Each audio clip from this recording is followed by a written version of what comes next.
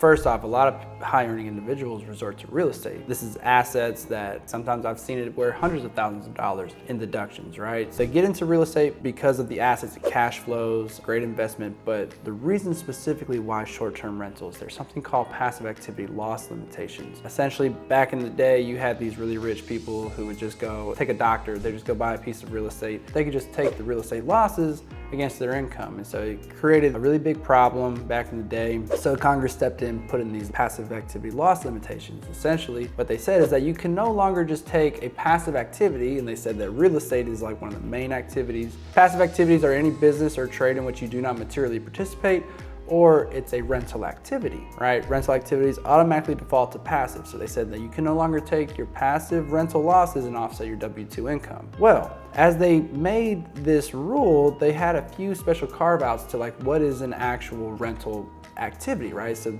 there's a few exceptions to that. And one of the very first ones on there is that if the average tenant stays for 7 days or less, that's not a quote unquote rental activity, right? And so now, to get around those PAL limitations, that passive activity loss limitation rule, if you have a short-term rental where the average tenant stays for 7 days or less and you can materially participate, it's now considered a trade or business that is non-passive, and you can then use any losses to offset your income. So like that's the real reason why short-term rentals are like super popular. Like real estate in general is very mainstream and people can understand it, they can put their hands on it. But more specifically to short-term rentals, it's that carve out, that passive activity loss limitations. There's a special carve out to the exception, there's an exception for short-term rentals. And as long as you can meet that average tenant stays for 7 days or less and you materially participate, which there's 7 tests to material participation. You don't need to meet one of them. I'm saying only need to meet one of them. It's not exactly easy. You gotta